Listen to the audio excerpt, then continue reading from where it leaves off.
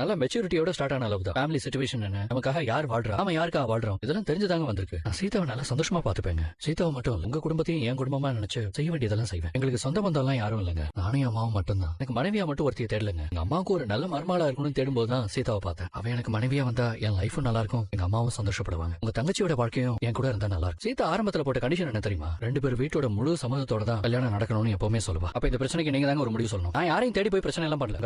அவர் ஒன்னும் யார்கிட்டயும் வீண் நம்பக்கெல்லாம் போறவர் இல்லங்க. உங்க மேலயும் சில தப்பு இருக்கு. அவர் கார் லைசன்ஸ் கேன்சல் பண்ண விஷயத்துல நீங்களும் நியாயமா நடந்துக்கல. இப்ப அதெல்லாம் பேசி எதுவும் ஆக போறது இல்ல. நான் சீதாவை இப்பவும் உண்மையா லவ் பண்றேன். நீங்க தான் எங்களை கல்யாணம் பண்ணி வைக்கணும். இது உங்கள்கிட்ட சொல்லணும்னு தோணுச்சு, சொல்லிட்டேன். ஏன்னா உங்க தங்கச்சியோட வாழ்க்கையை பத்தி என்ன விட உங்களுக்கு தான் அதிக அக்கறை இருக்கும்னு நம்புறேன். இதுல முடிவெடுக்க வேண்டியது நான் மட்டும் இல்ல, என் அம்மா, என் வீட்டுக்காரரு எல்லாருக்கும் இதுல விருப்பம் இருக்கணும். எங்க இப்படி எல்லாம் பண்றீங்க? 2 பேருமே விரும்புறாங்க. அவருக்கு என்ன குறைச்சல்? நல்ல வேலையில இருக்காரு. அதுக்காக நான் உங்களை எதுவுமே குறைச்சு எடை போடுறேன்னு நினைக்காதீங்க. 1000 பேர் வந்தாலும் நீங்க தான் எனக்கு முக்கியம். நீங்க சொல்ற வார்த்தையும் தான் எனக்கு முக்கியம். அதான் என்கிட்ட கூட சொல்லாம மறைச்சிட்டு போனீங்க. அவங்க 2 பேருக்கும் கல்யாணம் பண்ணி வச்சா அவங்க வாழ்க்கை நல்லா இருக்கும்னு நான் நினைக்கிறேன். அது கனவுல கூட நடக்காது, நான் ஒத்துக்கவும் மாட்டேன். அப்படி ஒரு கல்யாணம் நடந்துச்சுன்னு உன்னை அனுப்ப மாட்டேன். இல்ல நானும் வேண்டாம் நீ முடிவு பண்ணா அதுக்கு மேல உன் விருப்பம். உன் அம்மா பேச்ச மட்டும் தான் நீ கேப்பல. இப்ப எப்படி உன்னை வழிக்கு கொண்டு வரேன் பார். ஹலோ, சொல்லு மகேஷ்.